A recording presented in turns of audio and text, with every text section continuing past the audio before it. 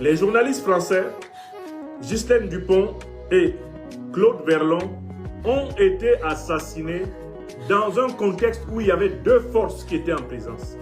D'une part, les groupes terroristes MNLA, État islamique, Al-Qaïda, et d'autre part, l'armée française. S'il vous plaît, aidez-moi. Là, on est au travail. Là. Il y a deux puissances qui étaient sur le terrain. Deux puissances. Un, les groupes terroristes. Ce qu'on appelle aujourd'hui le FLA, s'appelait à l'époque le MNLA. C'est le même groupe. C'est des terroristes qui sont armés par l'OTAN et armés par la France. Ils étaient là. Ce qu'on appelle le JNIM, c'est le même groupe. C'est des terroristes qui sont armés par l'OTAN et par la France qui étaient là. Et il y avait l'armée française qui était là et qui a contribué à acheminer dans la zone de reportage Ghislaine Dupont et Claude Verlon. Ça s'appelle fait 1, force en présence. Écrivez, fait numéro 1, force en présence. Les groupes terroristes et l'armée française. Tout le monde a noté. S'il vous plaît, ne pensez pas que c'est un jeu. Nous sommes en train de jouer, si vous le voulez, la vie de l'Afrique dans ces moments de vérité. Soyez très sérieux. Dites fait numéro 1 parce que beaucoup d'entre vous, vous allez oublier. Ghislaine Dupont et Claude Verlon ont été assassinés dans un espace où les forces qui dominaient le terrain sont les forces terroristes, eh bien, du MNLA, FLA, d'Al-Qaïda, de l'État islamique et l'armée française. Écrivez ça. Parce qu'après, on va faire l'hypothèse pour savoir qui les a tués. Oui! Deuxième fait. Notez premier fait. Les forces en présence, les terroristes et l'armée française. Fait 1. Il n'y avait pas l'armée malienne là-bas. Kidal était sous occupation par les troupes terroristes. Et seule l'armée française avait accès à Kidal. Et seule l'armée française était en communication avec les terroristes qui tenaient Kidal. Comme c'est le cas d'ailleurs aujourd'hui. Deuxième fait, extrêmement important.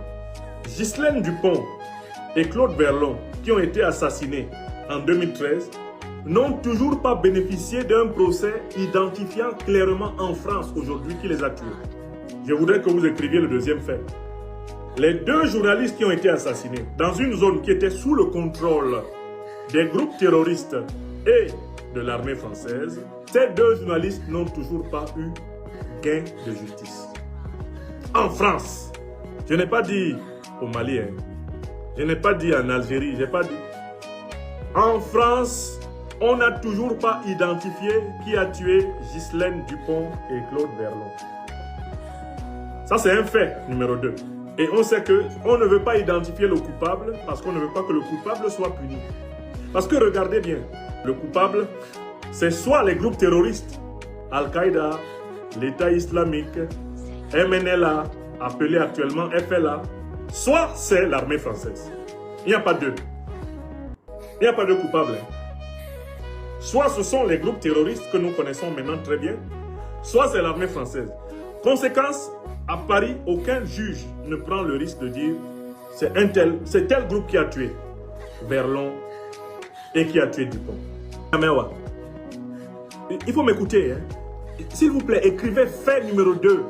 La justice française n'a toujours pas désigné les coupables. Pourtant, les coupables, il n'y a que deux groupes. Et nous allons voir les relations qu'il y a entre les deux groupes. Tout le monde a écrit fait numéro 2. Fait 2. La justice n'a toujours pas identifié et condamné les coupables. On continue. C'est le docteur, professeur des preuves qui est au travail. On ne s'amuse pas ici. On passe au fait numéro 3. Vous êtes prêts? Dites que vous êtes prêts. On est prêts. On a noté le fait 2. Celui qui n'est pas d'accord avec le fait 2, il conteste. Allez me dire si la justice française a dit qui a tué Ghislaine Dupont et qui a tué Claude Verlon. Les familles de ces deux journalistes attendent toujours de savoir qui les a tués. Et pourquoi?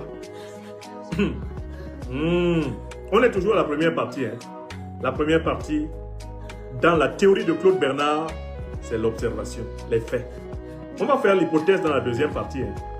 Et dans la troisième partie, on va faire une expérimentation. C'est-à-dire qu'on va tester l'hypothèse avant d'arriver à la théorie scientifique de mon point de vue de cette affaire. Vous avez compris? On va appliquer la méthode de Claude Bernard jusqu'au bout. Fait numéro 3. Les groupes terroristes qui qui tenait Kidal en 2013 et l'armée française étaient en bonne entente. Je recommence.